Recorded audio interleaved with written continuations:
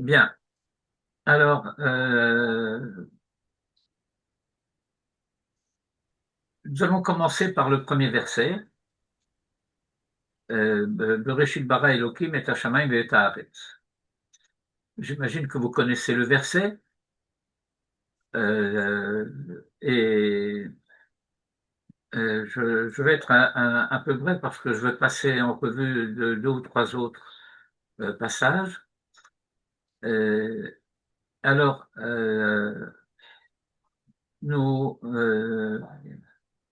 nous constatons dans ce verset que tous les mots du verset comportent la lettre Aleph, sauf le mot Shamaï. Je vous vois froncer les sourcils. Alors, ça semble vouloir dire qu'on préfère voir le verset. C'est vrai.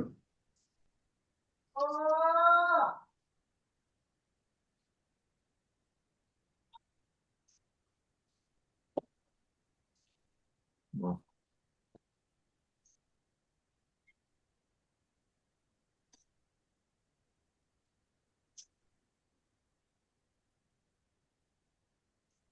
Alors,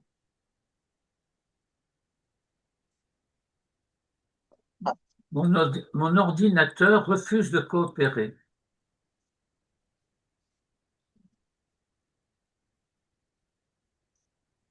Peut l'amener à Jérusalem, comme ça, il coopération. Oui.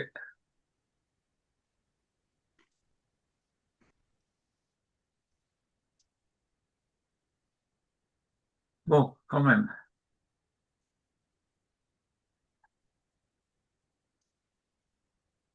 Oui, mais c'est pas celui-là que je voulais.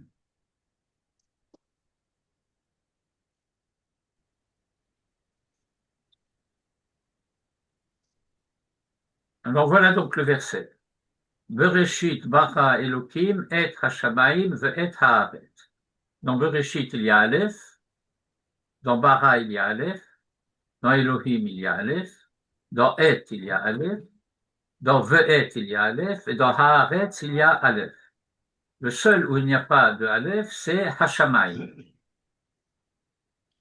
Or, lorsque on analyse la signification du mot Shamaim dans le Midrash, on nous explique que c'est Esh Vamaim, que le ciel est le modèle de la paix. C'est à propos de Shamaim que nous avons le verset Ose Shalom Bimeromav. Ose Shalom Bimeromav, parce que dans le ciel, Dieu fait la paix entre le feu et l'eau. Et alors se pose la question de savoir si Shamaim, c'est Esh et Maïm, eh bien, pourquoi est-ce que le Aleph de Esh n'apparaît pas dans Shamaim?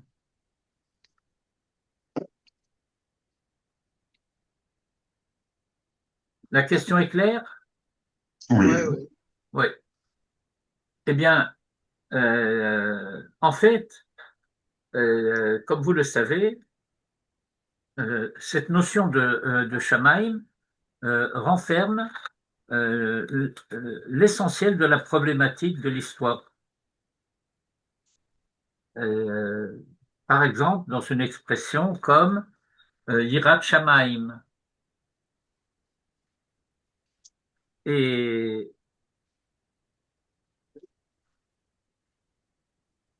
l'une des caractéristiques du récit de la Torah consiste en ceci que l'homme est créé de telle sorte qu'il puisse, par sa conduite, acquérir a posteriori de sa création le mérite d'être. Je pense que ce thème ne vous est pas étranger. Thème de Manitou. Bah, bien entendu, vous savez, il y a très peu de choses que j'enseigne qui ne viennent pas de Manitou. Et, euh, et donc, Et, avant d'avoir pu acquérir le mérite, eh bien, on n'en a pas. C'est pour cela, entre autres, que dans un enseignement assez classique, Manitou explique la différence entre l'être et l'existence, et il explique que nous existons, en hébreu c'est Metziut, alors que seul le Créateur possède l'être, la Havaya, mais que nous, en tant qu'existants, nous sommes en cours d'acquisition de l'être. Nous sommes, pour le dire en hébreu, mithavim. Mithavé, ça veut dire qui se fait être. Or, si le mot Shamaim comportait le Aleph dans le verset de Bereshit bara Elohim et Hashamayim ve'et haaretz, alors ce mot se lirait Hashemim. Et Hashemim, ça veut dire coupable. Et donc il y a, pour reprendre aussi une expression de Manitou, une sorte de culpabilité innocente à l'origine de l'existence de la créature en tant que telle, et cela fait partie de la générosité divine de mettre cette culpabilité entre parenthèses, en quelque sorte de l'occulter, et de nous mettre à l'abri de ce shamaïm où la culpabilité de Hashemim ne transparaît pas. Ah, ça, c'est un premier butinage.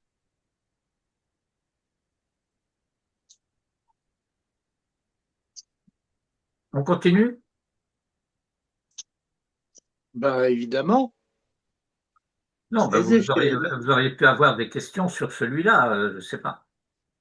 C'est un peu difficile d'accepter la chose parce que Hachamaim et Haaretz sont écrits en parallèle là-dessus et Haaretz, lui, a Non, parce Aleph. que euh, Shamaïm, c'est le lieu des valeurs. Et Haaretz, c'est le lieu où on poursuit la réalisation des valeurs. C'est pourquoi le mot de Haaretz est relié à la notion de Ratz, et, et que les Shamaïm, eh bien, les Shamaïm, bon, posent un autre problème, c'est que dans le deuxième verset, ils ont disparu. On n'a plus de Shamaïm à partir du Yeah. verset 2. Ok. Et il va falloir attendre euh, le, le Rakia, qui va séparer entre les eaux qui sont en dessous et les eaux qui sont au-dessus. Et ce Rakia, qu'on traduit en français par le firmament, va recevoir la vocation de remplacer le ciel.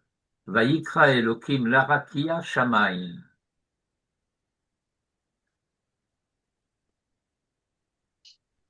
Bon, mais ça faisait pas partie de mon programme, je le dis en passant. Mm. Ah, ben Jean-Charles nous a rejoint aussi. Baruch haba. Connecting to audio. Jean-Charles? Oui, ben, je sais pas ce que j'avais. Je pensais qu'on était dimanche aujourd'hui. Et que Ah, je suis complètement. Bon, voilà. Vous avez commencé depuis longtemps? pas depuis longtemps, mais on a un peu commencé. J'expliquais à nos amis que j'avais, après avoir réfléchi sur l'étude de ce soir, que j'avais décidé de proposer de butiner quelques versets. Ah, il a fait. Et donc, on a commencé par Bereshit bara Elohim et Hashamayim ve'et haaretz. Et quand vous êtes arrivés, nous étions en train un peu de discuter autour de cette question, mais très secondement. Alors, je vais continuer le butinage en avançant.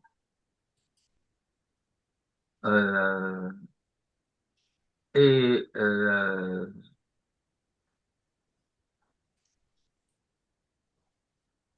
attendez un peu, voilà. Alors,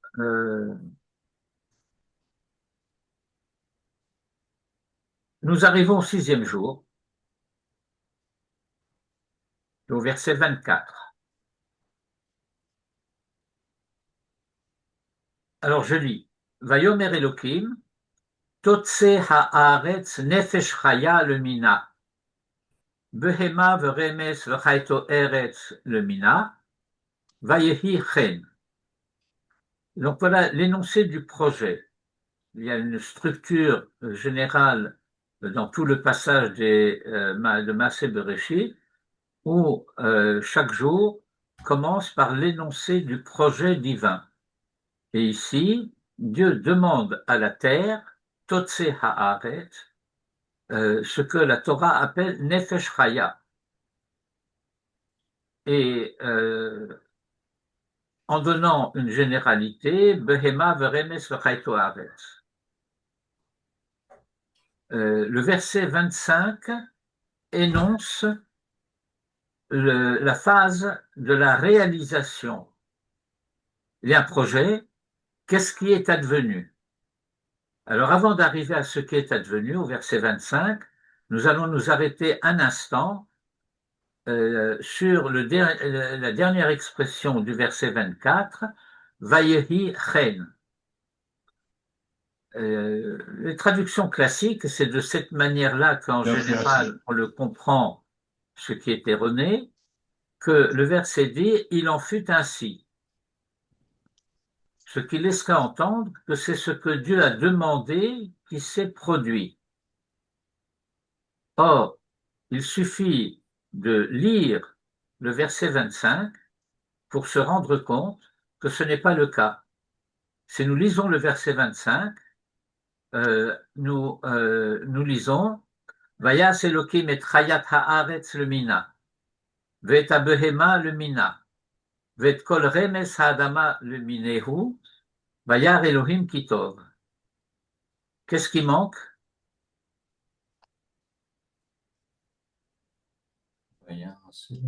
Nefesh Chaya. Ah oui. Nefesh Chaya manque. Étant donné que Nefesh Chaya manque, alors au verset 26, Dieu décide, eh bien c'est moi qui vais faire le Nefesh Chaya. Vayomer Elohim naase Adam betzalmenu kidmutenu, etc.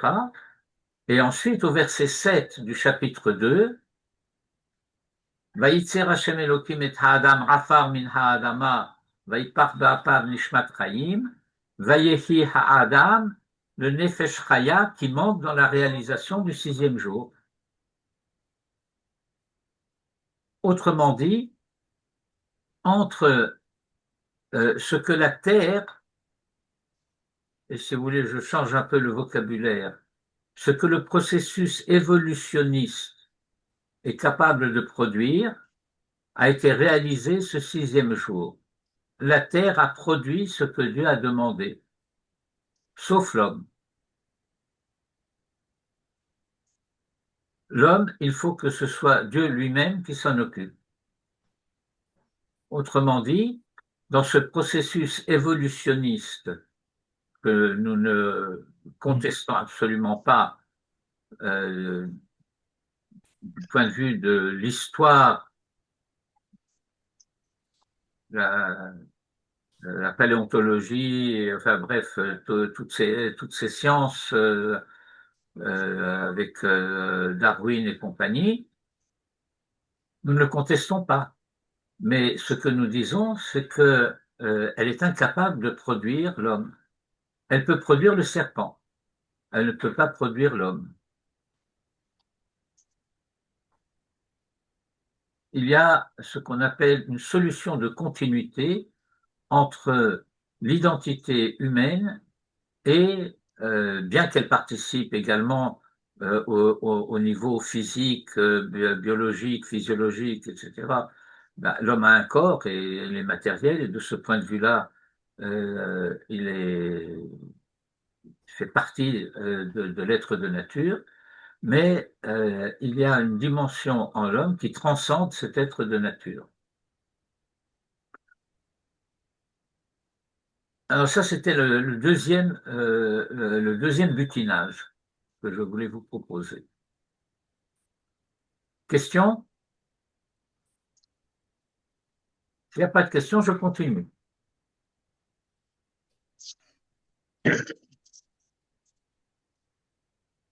Comme vous ne me dites pas que vous n'avez pas de questions, je continue.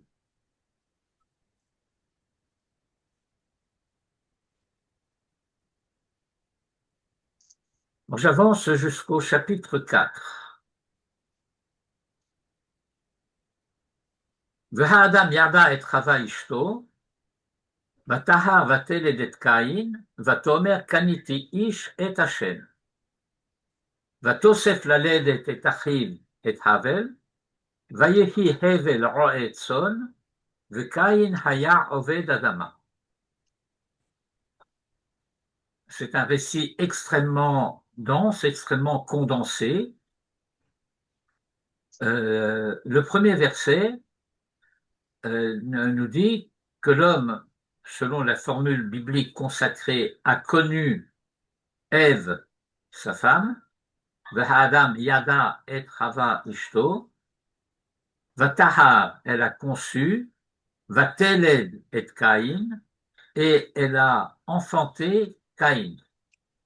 Vatomer, et elle dit, décrivant la situation, Kaniti ish et Hashem.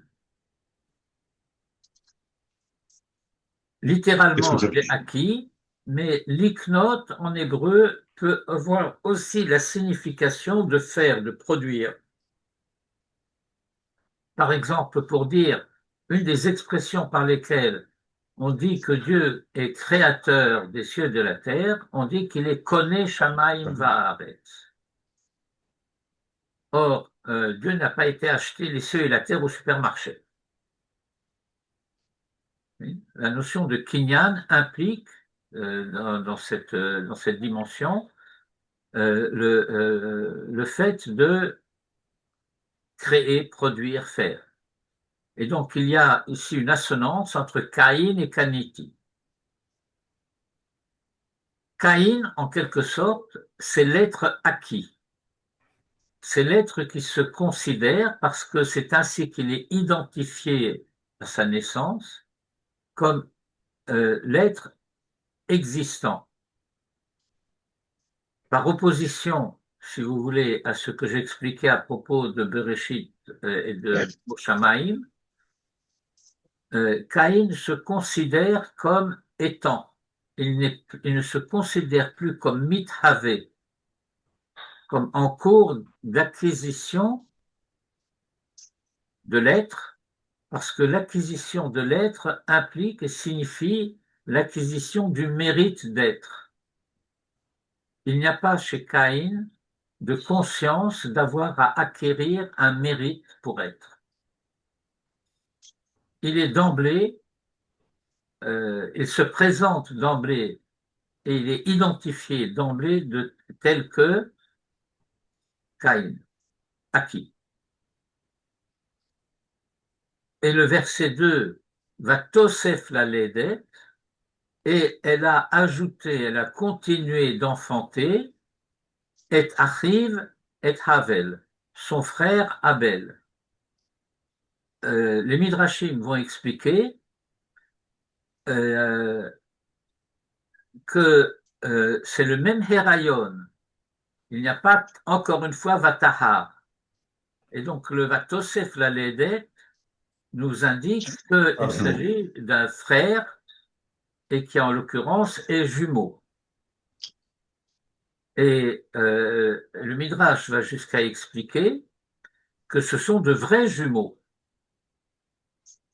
Ça veut dire qu'ils sont issus d'une même conception.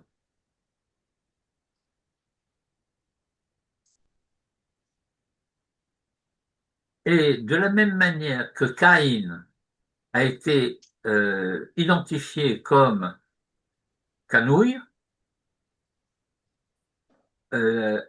Abel est désigné comme, en hébreu, Havel, et Havel, ça veut dire une buée, un souffle. Et nous venons de finir la fête de Sukkot, nous avons donc lu Kohelet, et donc nous avons Et Velebab. rencontré Hevel Havalim, Hakol Havel. Et donc, Abel, en quelque sorte, en tant que supplément Tosefet,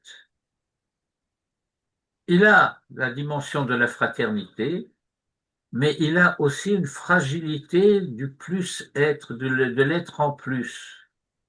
Et l'être en plus va rapidement devenir l'être en trop.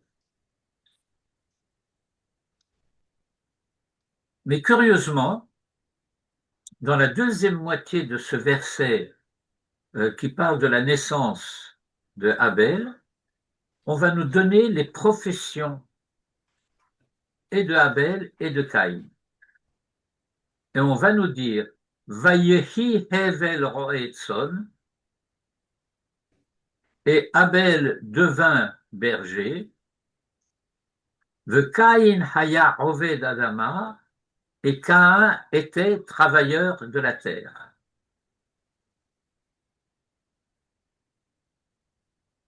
Et il y a un commentaire de Rachi sur lequel je voudrais m'arrêter un instant.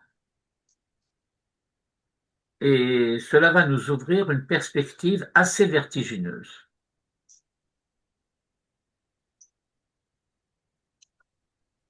Sur Roetson, Rachi va dire la chose suivante. Je vous le dis directement en français pour gagner un peu de temps. Étant donné que la terre avait été maudite, il s'est tenu à l'écart de son travail. Perachlo me avodata.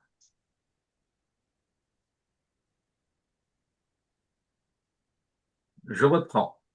Étant donné que la terre avait été maudite, Abel refuse de travailler la terre. Il préfère être berger. Or, étant donné qu'il ne peut pas profiter de la chair des brebis, des moutons, etc., tout ce qu'il peut faire, c'est utiliser leur laine et utiliser leur lait. Ah, il peut faire du fromage. Il va pouvoir faire du boursin avec ail et fines herbes. Et étant donné que le berger a bonne presse dans la Torah d'une manière générale, les principaux personnages de la Bible ont été bergers. Abraham sera berger, Jacob sera berger, Moïse sera berger, David sera berger. C'est très noble d'être berger. Et alors, vous avez toutes sortes de commentaires qui vont expliquer, eh bien, c'est normal que Abel soit berger, parce que le berger, c'est celui qui s'occupe de l'autre.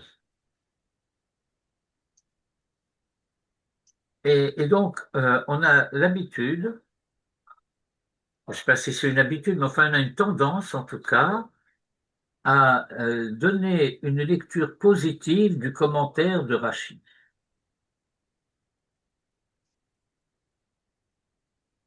Et on oublie un détail. Je dirais qu'on oublie deux détails. Le premier détail qu'on oublie, c'est que ce morceau de verset commence par Vayehi. Et Vayehi Bechol Makom, c'est la Shon Tsahar.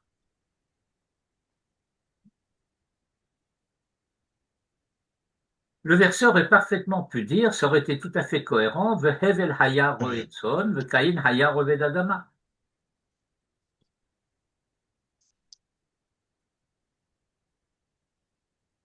Mais le verset ne dit pas cela.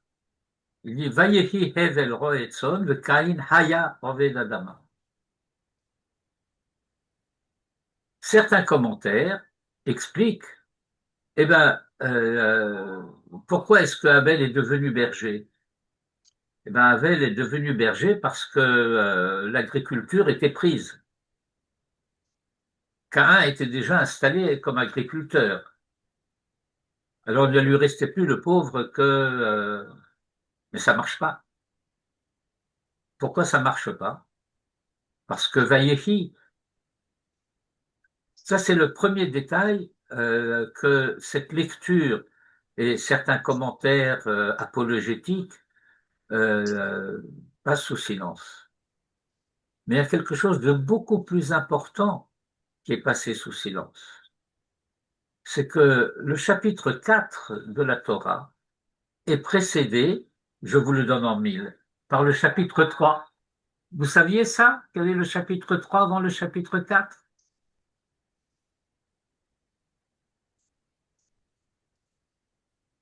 Qu'est-ce que nous lisons à la fin de ce chapitre? Pourquoi est-ce que je suis allé là-bas? C'est là que je veux aller.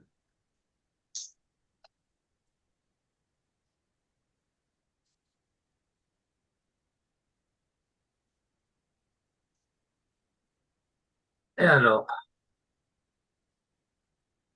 nous avons au verset 23 et 24 les deux versets qui parlent du renvoi de l'homme hors du jardin d'Éden. Il faut mettre l'homme en dehors du jardin d'Éden pour deux raisons. La première raison est indiquée déjà dans le verset 22. Vayomer Hashem Elohim, et Hashem Elohim dit, Hen Adam haya ke'achad mimenu, la da'at tov vara. Je vous donne la traduction, la lecture et la traduction du Targum et de Maïmonide. Oui, oui, l'homme est devenu unique en cela que de lui-même il va connaître le bien et le mal. Mimenu la da'at tov vara. C'est le rappel de la signification du contenu de la faute. L'homme prétend vouloir décider par lui-même du bien et du mal. Il prétend vouloir posséder, lui, les critères du bien et du mal. C'est son erreur, c'est ça qu'il va falloir réparer. Mais par conséquent, Verata est maintenant, Penishlach Yado, il faut éviter qu'il porte la main, Velakar Gam Me'etz Achaim, et qu'il prenne aussi de l'arbre de vie, Va'achal, et qu'il en mange, Va'chai le Olam, et qu'il vive à jamais dans sa faute. La raison pour laquelle il faut que l'homme puisse mourir, c'est afin qu'il puisse expier la faute et revenir à la vie de Triatamétim, lavé, débarrassé de ce poison du Tov Vara. Et par conséquent, nous allons avoir deux versets, le verset 23 et le verset 24, et je vais commencer par le verset 24 qui est celui qui poursuit le verset 22. Vous allez voir comment et pourquoi. Vayegaresh et Ha'adam, et il chassa l'homme. Vayashken mikedem le Gan Eden, et il installa à l'est du jardin d'Éden, et à Keruvim, les chérubins, vet lahat hacherev amithaperchet, et la lame du glaive tournoyant, l'ishmor et derech etz hachaim, pour garder le chemin de l'arbre de vie, puisqu'il ne faut pas que l'homme mange de l'arbre de vie. Mais entre-temps, il y a eu le verset 23. Et que dit le verset 23? Vayeshallechehu Hashem Elokim migan Eden.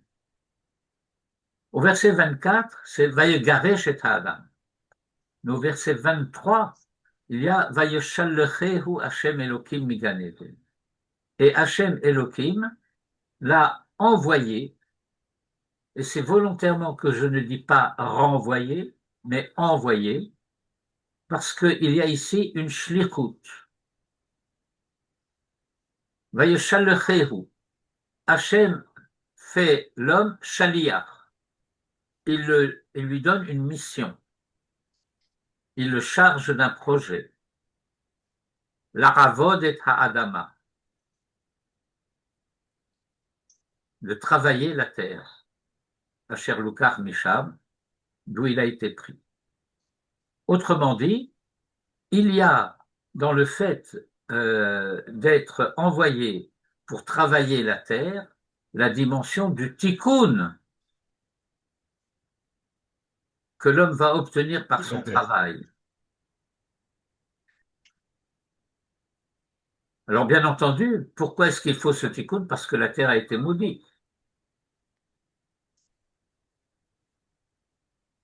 Arura ha'adama ba'avurecha. C'est ici. Arura ha'adama ba'avurecha.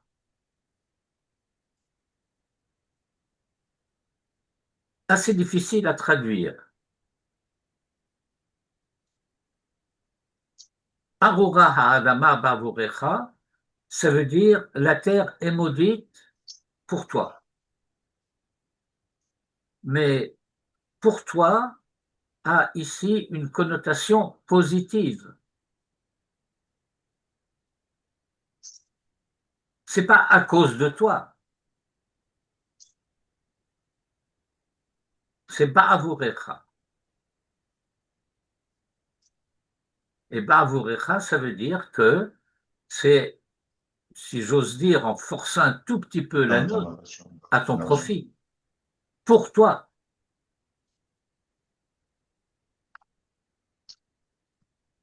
Et alors le verset poursuit. Quelles sont les conséquences de cette malédiction? Veitzavon tochalena. Veitzavon tochalena, ça veut dire que tu la mangeras en tristesse. Kol yemechayecha, tous les jours de ta vie. Vekotzdardar tatzmiach la. Et elle te produira des ronces et des épines. Vachalta et ta'esev asadeh, et tu mangeras l'herbe des champs. Le Midrash intervient ici et dit, l'homme s'écrie à ce moment-là, quoi? Mon âme et moi, nous mangerons dans la même mangeoire? Les ânes, c'est bien connu, ils mangent des ronces, ils mangent des chardons. L'homme pleure. Ani v'chamori nochad be'avus echad. Alors Dieu lui dit, verset 19, Beze'at apecha tochal lechem. À la sueur de ton front, tu pourras manger du pain. C'est-à-dire, il y a l'être de nature. L'être de nature, c'est mitzavon tochalena, kol sudardar tatzmiach la, chachalta esev asadeh. Mais il y a l'être de culture. L'effort de l'homme, la sueur de son front, eh bien, elle peut lui permettre de ne pas manger l'herbe des champs, mais de manger du pain.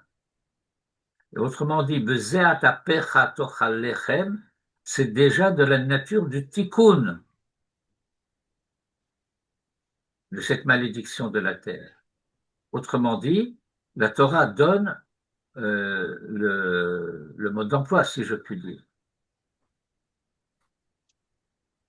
Quelle manière on transforme la malédiction en bénédiction? Hamotzi lechem min haaretz. Et par conséquent, lorsque, au chapitre suivant, Rachid va dire que puisque la terre a été maudite, Avel s'est écarté de son travail, il refuse la mission.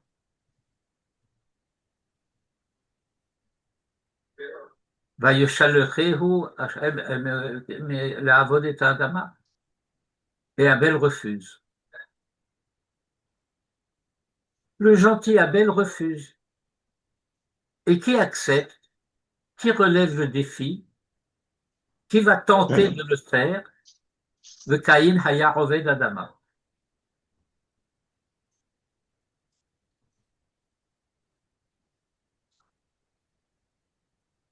Et il y a un très important commentaire, assez bref, mais un très important commentaire du Gaon de Vilna sur ce passage. Et je me propose même peut-être de vous le lire.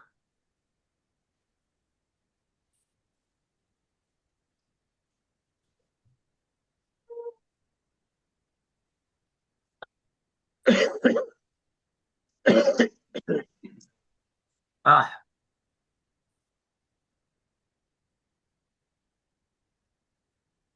qu'est-ce qui se passe là? Mon clavier ne sait plus l'hébreu.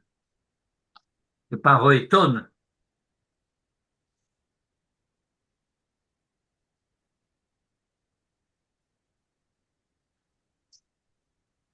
Alors voilà, ça c'est le Rashi que je vous lisais tout à l'heure. Roetson, le fiche nit kalela ha'adama perashlo meravodata. Oui, c'est succinct, n'est-ce pas? Oui. Mais c'est très clair. Non. La terre ayant été maudite, il ne veut pas être travailleur de la terre. Il décide d'être berger. Mais ça veut dire qu'il a refusé la mission. Et ça, on l'oublie. On n'en tient pas compte. Et alors, bon, il faut que...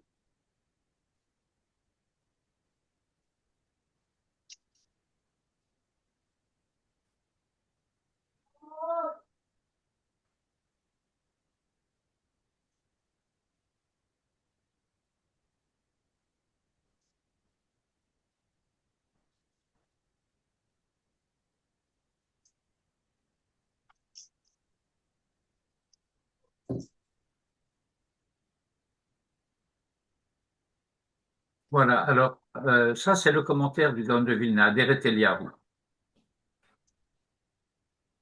Alors, le commentaire commence par le début du verset, va Tosef la Ledet. Alors, le Gaon explique que, à propos de Chava, le verset dit va Tosef la Ledet. Elle a ajouté d'enfanter. Elle. Et que c'est elle qui a ajouté d'enfanter. Mais l'homme n'est pas présent dans cette partie du verset. Velo à l'Adam.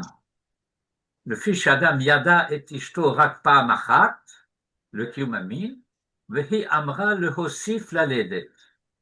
Tout se passe comme si, dans le commentaire du Gaon, il y avait eu une décision de Chava, de Ève, de continuer à enfanter.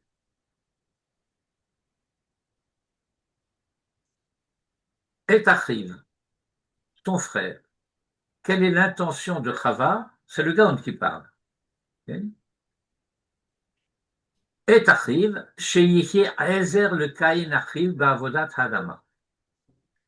Afin qu'il soit une aide pour Caïn, son frère, dans le travail de la terre. Et donc, C'est-à-dire qu'il te complète. oui, donc il y a une intention de Ève, il y a un travail à faire. Ce travail, c'est le travail de la terre. Caïn tout seul, ça va être difficile. Eh bien, on va lui donner un compagnon, on va lui donner un assistant, un associé. et Havel. Et alors, le Gaon continue. Le fait que le verset dise et Havel, la notion de et, comme et Hashamaim ve et Haaretz, exprime l'essence, ou etzem. Comme et Hashamaim, comme shebiarnu bepasuk rishon.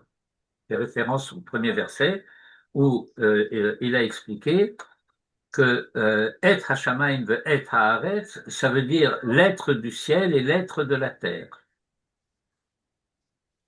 Et donc, Abel apparaît comme ici, pas du tout comme étant simplement une extension de Caïn, il a un être propre. Shenivra Hefer Kavanata, chez Tafel Vaezer Leachiv, dans son intention, il devait être second et l'aide pour son frère, mais en réalité, Nivra Etzem Meyuchad Laratzmo. Il est apparu à l'être comme ayant une essence propre, une identité propre, une volonté propre. Velo hiskim larazorlo.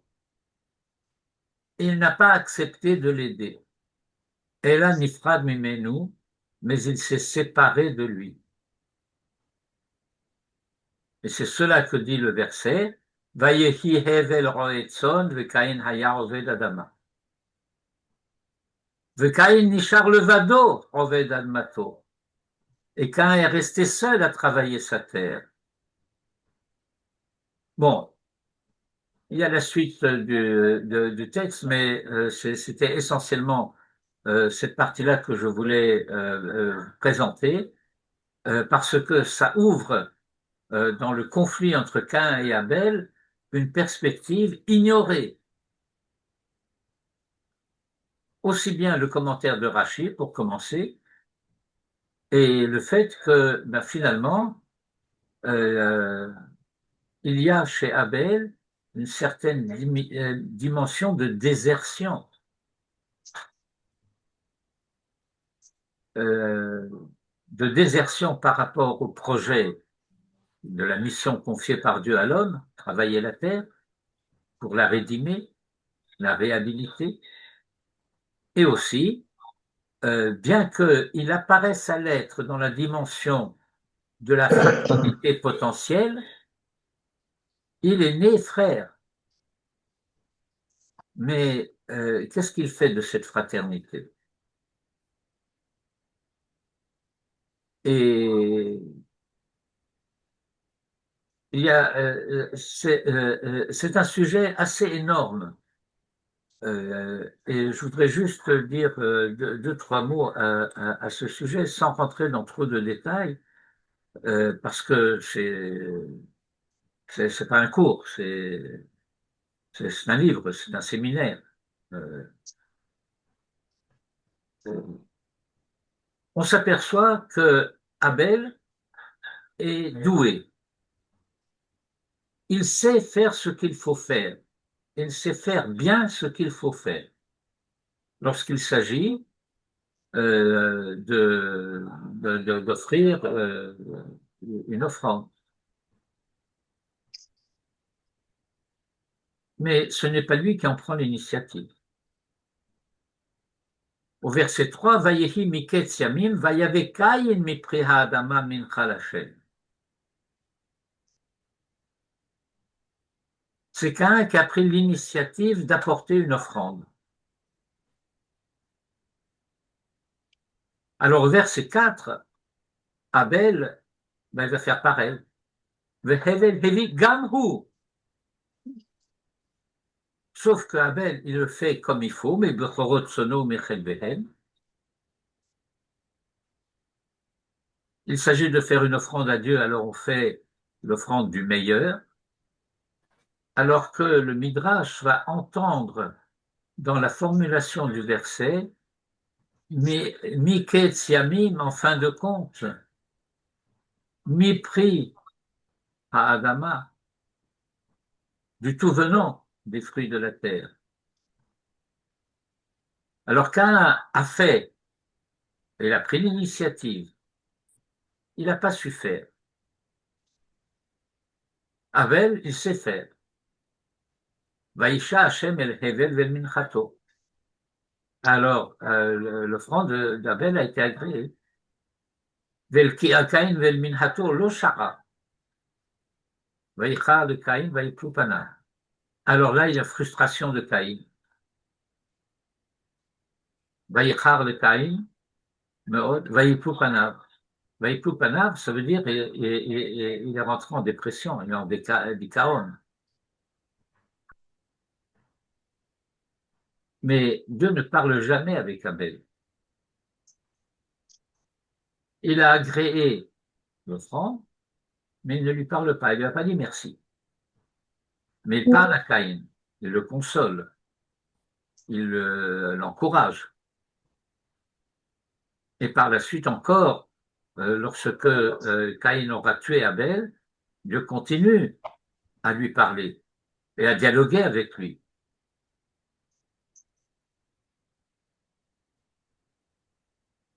Alors c'est très curieux, il s'agit de comprendre que la Torah veut nous faire comprendre qu'il y a là une situation extrêmement problématique et difficile et délicate, à savoir la description de l'échec de celui qui n'a pas su faire.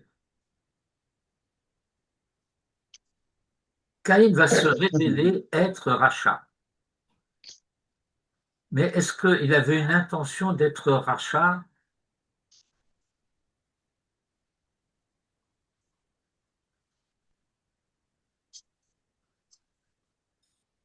Il y a comment dirais-je, une pesanteur dans l'identité de Caïn et de Abel qu'il faut comprendre. Et pour la comprendre, en tout cas pour avoir un peu une certaine orientation de réflexion à ce sujet, eh bien, il faut se rendre compte de la chose suivante, c'est que le mot fils n'apparaît pas à propos de Caïn et de Abel. Ce sont des existants identifiés en tant que personnages possédant une certaine manière d'être, la manière d'être Caïn, la manière d'être Abel, mais ils ne sont pas fils. Le premier fils d'Adam, c'est Chet. Nous avançons dans le texte.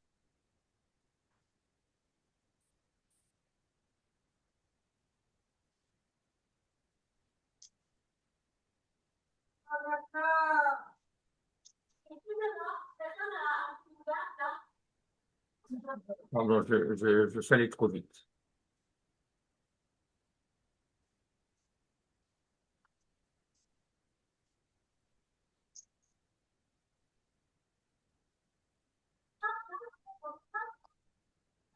Au verset 25 du chapitre 4, Vayeda Adam Od et Ishto, et l'homme connut encore sa femme, Vateled Ben, et elle enfanta un fils, Vatikra et Shemo Shet, et elle appela son nom Shet, qui chapli Elohim Zera Acher, car Dieu m'a établi une postérité autre, Tachat Hevel, à la place de Abel, qui harago Caïn, parce que ou lorsque Caïn l'avait tué.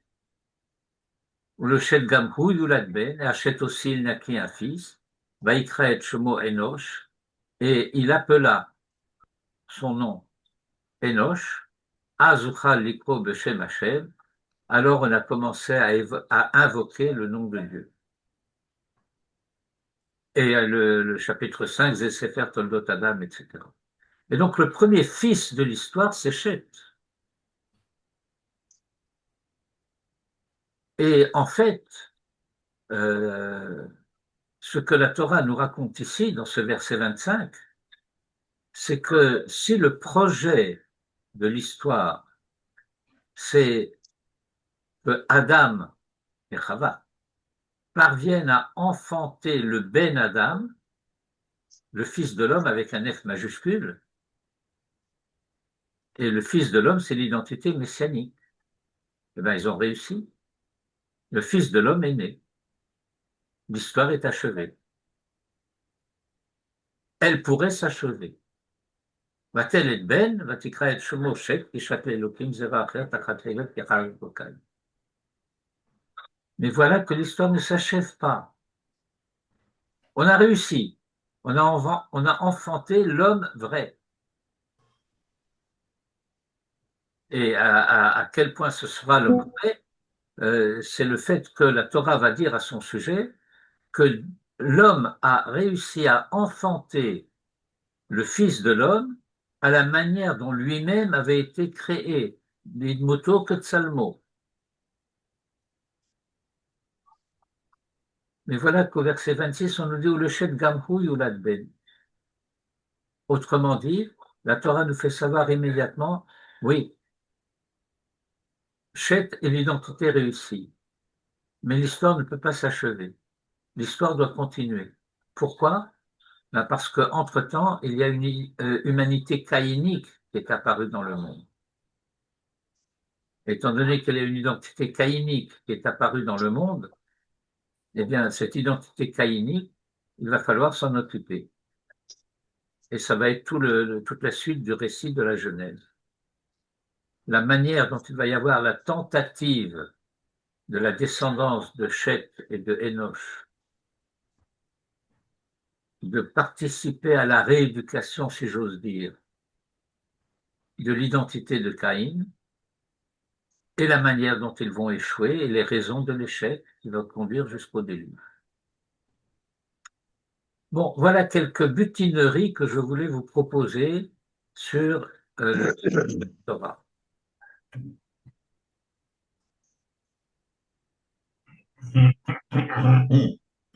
Sheilot?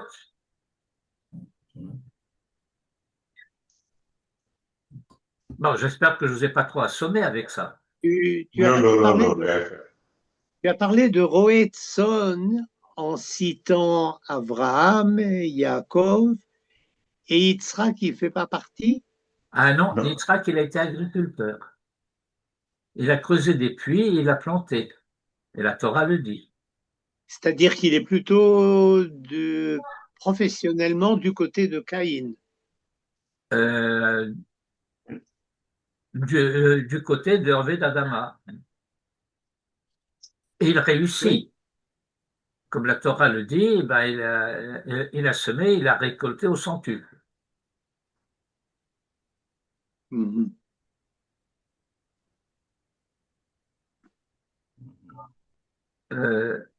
La Torah veut mettre en évidence deux choses à propos de Yitzhak. La première, c'est la dimension de Yitzhak en tant que continuateur d'Abraham. Comment il continue Abraham? Eh bien, il creuse les puits. Les puits que les Philistins avaient bouchés, parce que les Philistins ont bouché les puits qu'Abraham avait creusés, et Yitzhak rouvre les puits.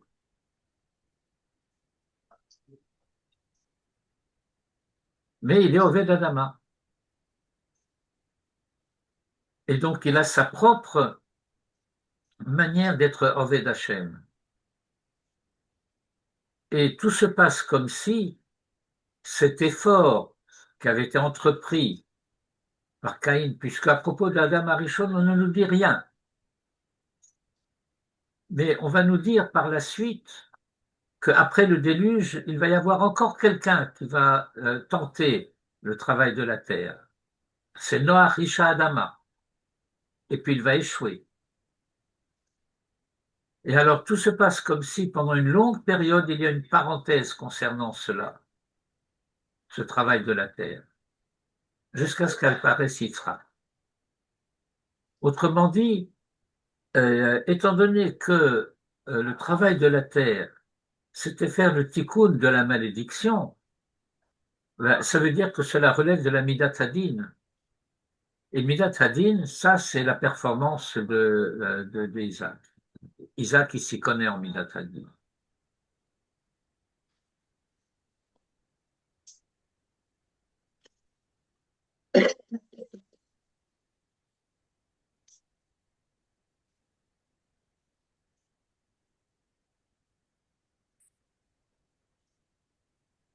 En fait, il y a toute une étude de Sefer Bereshit. Et je dois dire que c'est une étude que, au Beth Midrash à Herzliya, nous avons commencé il y a une vingtaine d'années et que nous n'avons pas encore achevé, puisque nous sommes arrivés au chapitre de Yosef et Yehuda dans notre étude.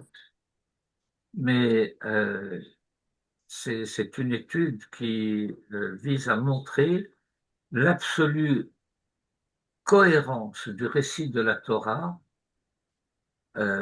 et, comment dirais-je, la dimension absolument systématique de ce que le récit de la Torah veut nous faire comprendre, veut nous faire savoir concernant le projet du Créateur et la manière dont ce projet est assumé, pris en charge, réalisé partiellement ou pas par les hommes. Et comment, du dedans de cette humanité en faillite, va apparaître la lignée de la réussite à partir d'Abraham.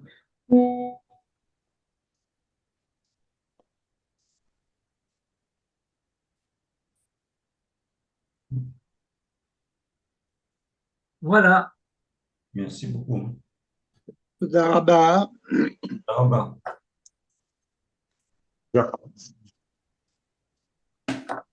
יפה. ערב טוב.